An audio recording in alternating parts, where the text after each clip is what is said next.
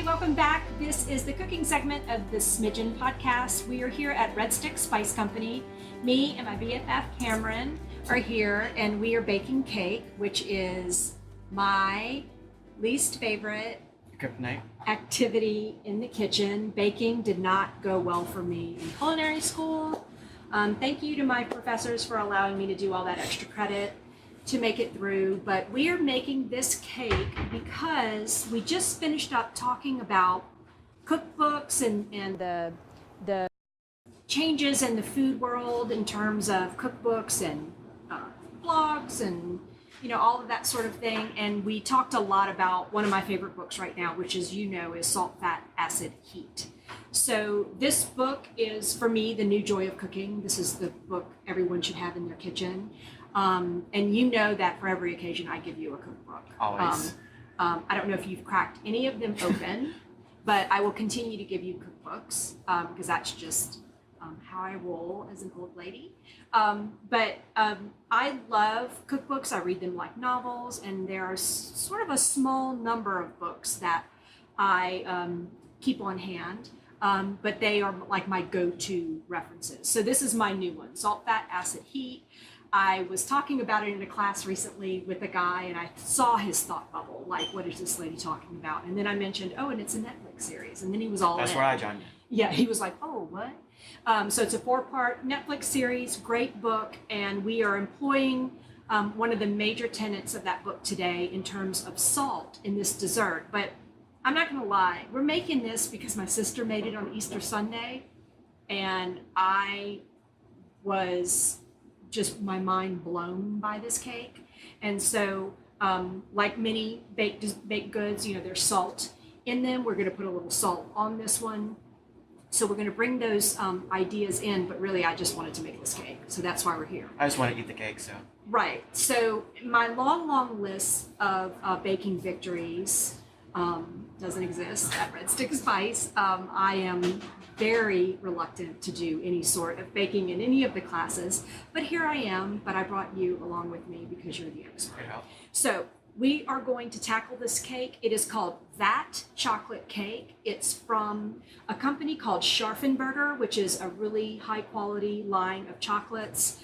We will link to this in the show notes so everyone knows what kind of chocolate we used. But this is a chocolate that I brought back to my sister years ago when I went on vacation. She's a chocoholic, and she jumped in with this brand of chocolates and found this cake.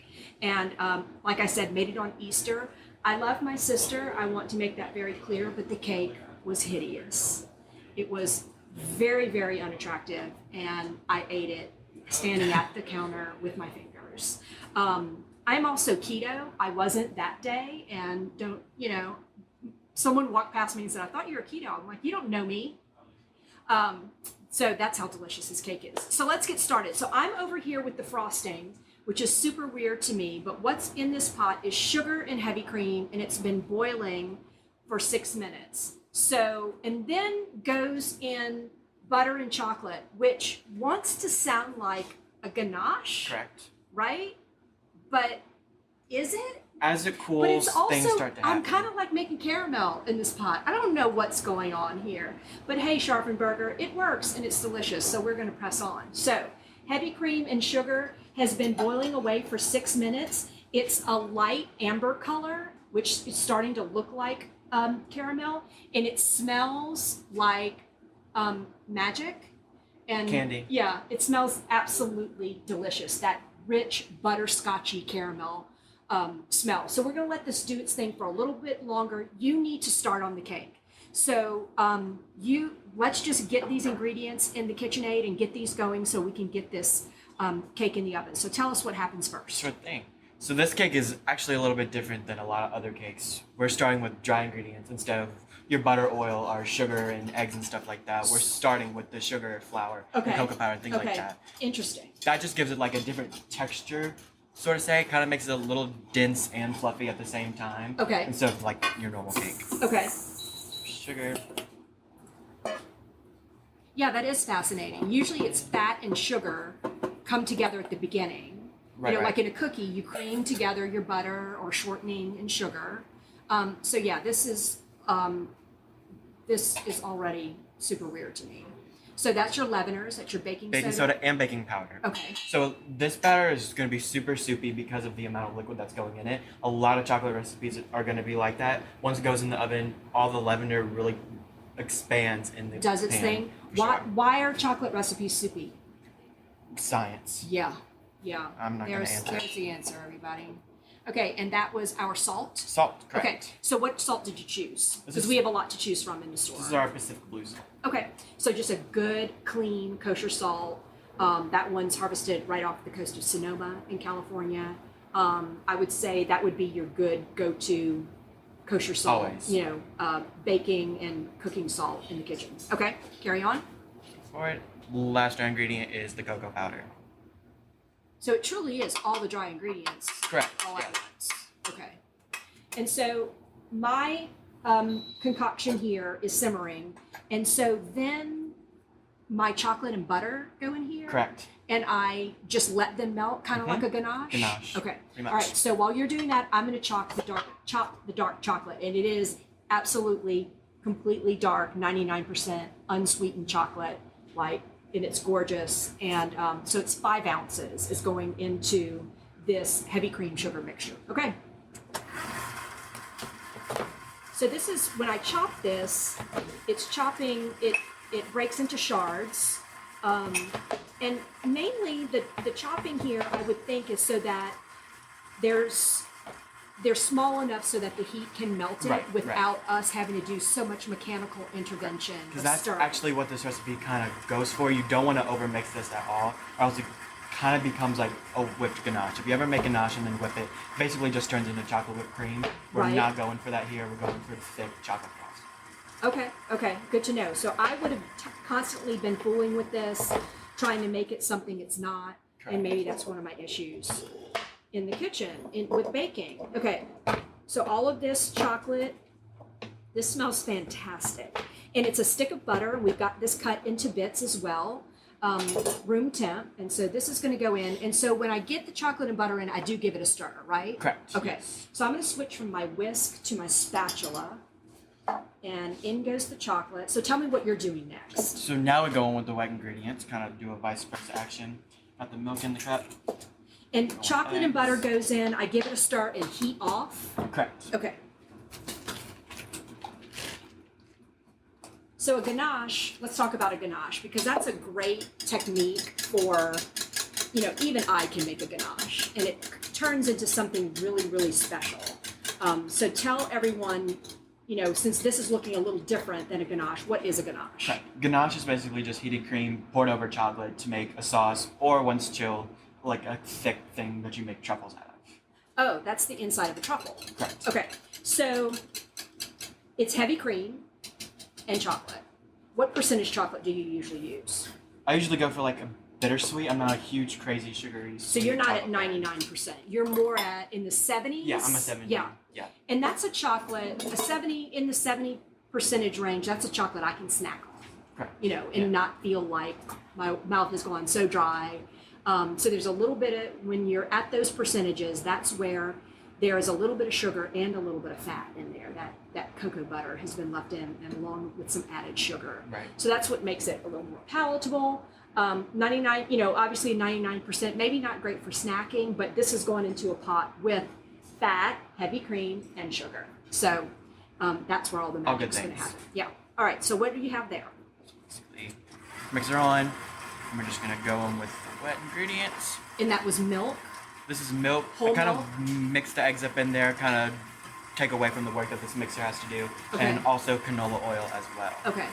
And I find that I have better luck with cakes that, the thinking is that butter is always better, but I always have better luck with cake success when it is a canola oil cake versus butter. Yeah. I think consistency consistency is probably part of it, because all butter is different depending on your brand of butter, where it came from, when that cow was milked, all that sort of thing. I think that might be part of it with the butter and the cake thing. But anyway, a canola oil cake, I find I can't go wrong. And most all chocolate cakes call for Really? Okay. So something interesting is about to happen that was something that I was fairly familiar with because we're putting boiling water into the cake. And I actually read about it to try to figure out, because that's kind of an older technique. The molasses cake that I make in our Cajun Creole class, gâteau de Syrah. Your one baking gold. I have one, y'all. I have one baking success. It is a recipe I adapted. I tested it many, many times, and it is, would you say perfect? Of course it is. I ate it, yes. Yeah.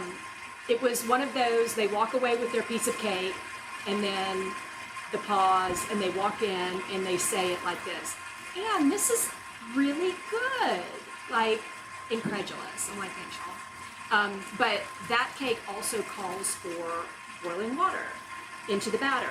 So the thinking is that it helps the leavener activate a little bit early. It doesn't really make sense because it's going in a 350 degree oven. We've got heat to activate the leavener, but the thinking is that that's what was that was the reason for it. But whatever the case, as long as the cake is good, I'll do it. I'll follow the instructions. Whatever science says. So you've got a pretty. We're correct about a soupy batter. Yeah, very much more liquidy than that. Correct. That cake I'm accustomed to, and here the butter is melting, and I can give it a stir. Mm-hmm. Okay. So the other thing that's going to go into this frosting is a little pinch of salt. And in this instance, because this is more of the finishing aspect of the cake, I'm going to use a French gray sea salt called Sel Gris.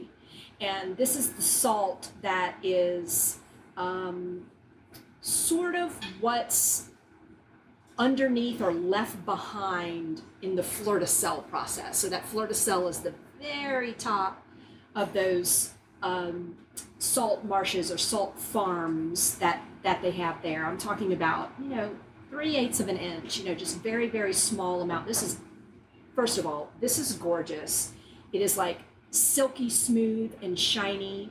And if it weren't blazing hot, I would definitely stick my finger in there, but absolutely gorgeous and smells wonderful.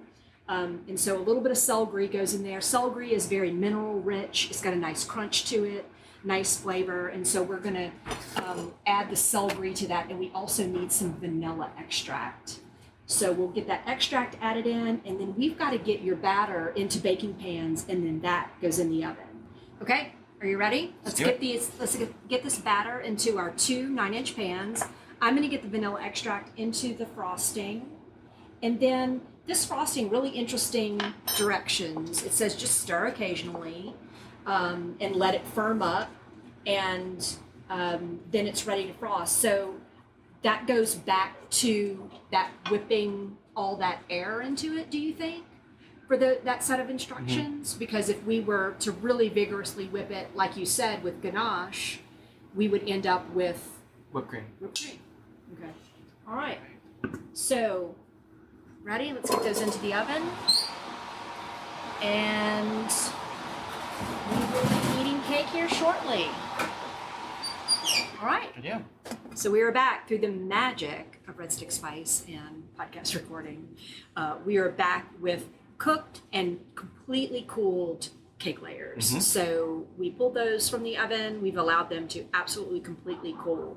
And this frosting, which is like a cross between frosting and fudge, I guess, is also completely cooled. We threw it in the fridge for a little while to get it to firm up. So this is where I leave because I want nothing to do with any sort of cake frosting. I'm teasing. You have your bowl of sprinkles over there. I have one job, and I'm ready whenever you are. So let's start getting this on the platter. First, you need to explain what you did with this parchment. Sure. So this is just little cut up sheets of parchment that we put on pedestal, plate, whatever you're frosting your cake on.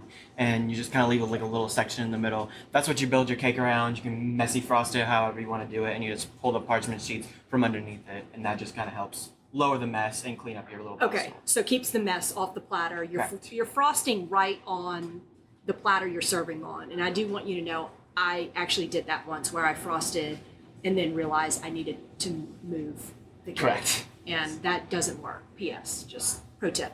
All right, so let's get started. So your frosting is ready to go. 2 cake layers.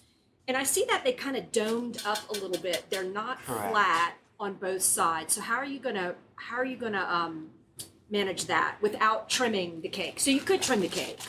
You could, if you're kind of crazy cake person, OCD. It does not bother me whatsoever. It bothers my mom a whole lot if I do a cake for like a celebration, a birthday or something. She gets very upset if I don't cut the little curve off, but it doesn't bother me at all because why waste all the cake? I like your method. So I like that one. the way I do it is hump side up for the first one and then reverse for the second one. So you get the flat top. Okay. And then you just kind of fill in the grooves from the hump with the frosting and all that. So I'm just going to center this guy up so we're nice and centered. Okay. And then we're good to go. Yep. All right. So this frosting is very dark brown. It is shiny as all get out. It looks like, my favorite word, magic. And it's spreading like a dream. Like, that is gorgeous. It just smells like a Willy Wonka really happy dream here.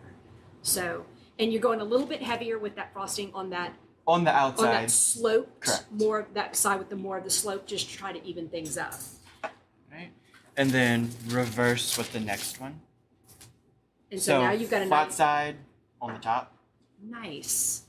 So you can kind of see there's like a little tunnel through there, but really no problem at all. You're just going to fill it in with all the frosting. Okay.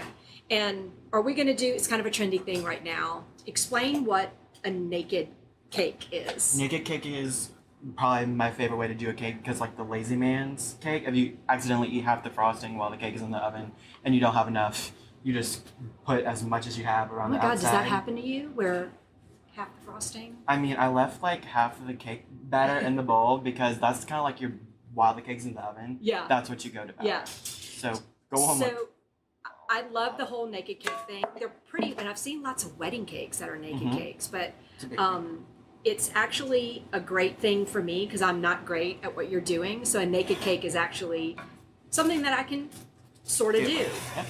Another cake trend, maybe it's not a trend, but I just saw it and I thought it was really cute. So do you know about half birthdays? That some families... Well, they put like half of all kinds of stuff on there, 1.5? Well, I'm new to the whole celebrating the half birthday thing. My grandchildren do it and their friends do it, and I think it's just the cutest thing. But one mom makes half a cake for the half birthday. I just thought that was so cute. Cameron, this is gorgeous. So it's spreading beautifully, and you switched to, so that's an offset spatula, which for you is like definitely go-to, a necessary kitchen tool. Yeah. And I don't bake very much, but I use offset spatulas a ton. So definitely a good buy for folks. You can get that at any restaurant supply store.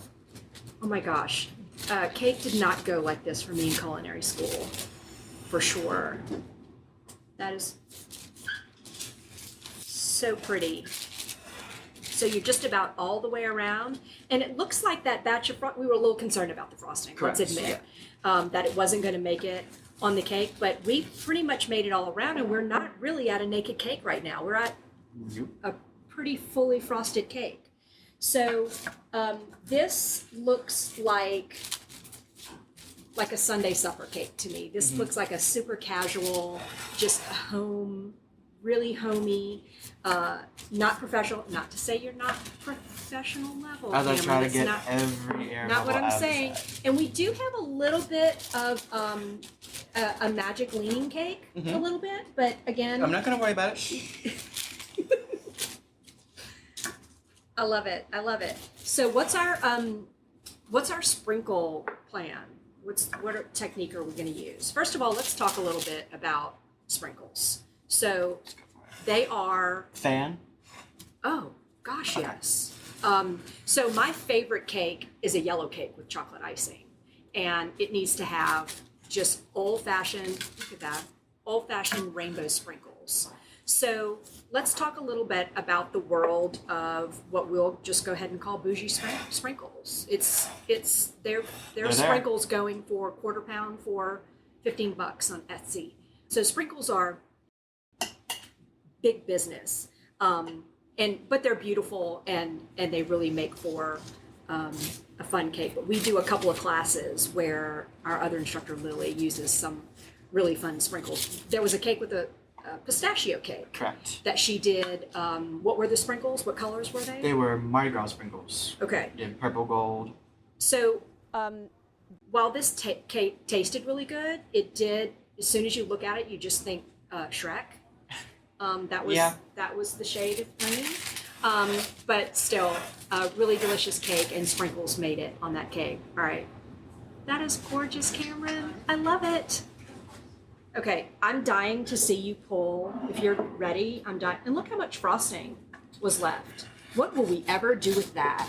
How will we ever manage all this extra frosting? And also, if you were to take the little humps off the cake, you always have a little leftover frosting to kind of make cake balls with that, or just sit on the counter, whatever you're feeling. I was thinking sneaky snack Correct. more than Yes. cake balls. Yeah. Okay.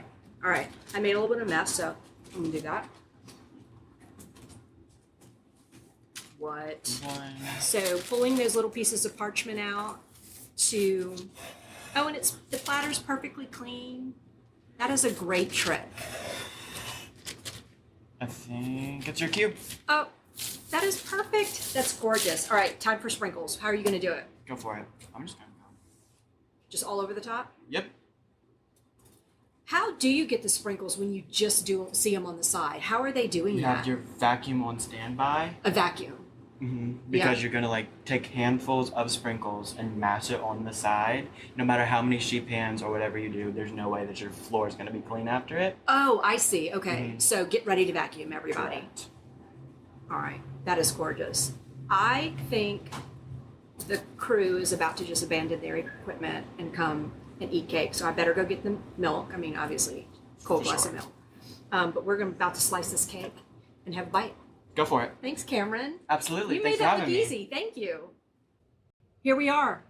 We have cartoonishly large slices of cake in front of us, and it looks amazing. Great job, by the way. I'm ready. Yes. So, I'm leading you here with this question, but have you thought about a business I in have. baking? Because you already have one. Pretty much. So Yeah. tell us the name of your business. It's called Batter, no E. It's just the R. But yeah, we're getting to a few different stores and stuff like that. A lot of local markets and stuff. Well, we need more than that. Where can folks in Baton Rouge find you? So I'll be at Royal Standard, and I believe in the upcoming weeks. I do Mid City Makers, and I do a lot of the local. That's a festivals and great stuff. pop-up market. Yep. I went a couple weeks ago, and tons of people there. And any other markets coming up for you? I will actually be popped up here next Yep. weekend, and I'll be at Alexander's Market as well. Yeah. So we do Side Hustle Saturday here at the shop once a month, where we have someone who is starting a small artisanal business as their side hustle, food, and then also, art and jewelry and things like that. But you'll be here actually next weekend, right? You'll be here next weekend. So what are some of your best sellers? Best sellers, I do a brown butter chocolate chip cookie that everybody seems to be pretty crazy about. Okay. And then coconut chai ice cream. We use the herbal coconut chai that we have here in the store. Okay. Steep the cream in that, make ice cream out of it, and that's a pretty fan favorite. Nice. And I love your scones. Yes. Your scones are the best. So I think we should take a taste. I agree. All right. How are you going about it? I'm you just going for the whole? I'm going right in. Okay. Yeah. No manner. That's pretty amazing. So fudgy. Yeah. Yeah. So So good. Definitely glad we have this milk here. But Most Cameron, definitely. thank you so much. This Thank was you for so having much me. fun. I heard cake and I came in and I'm very excited There about you it. go. Now I Yes. know. All right. Thank you. Absolutely. Thanks, everybody.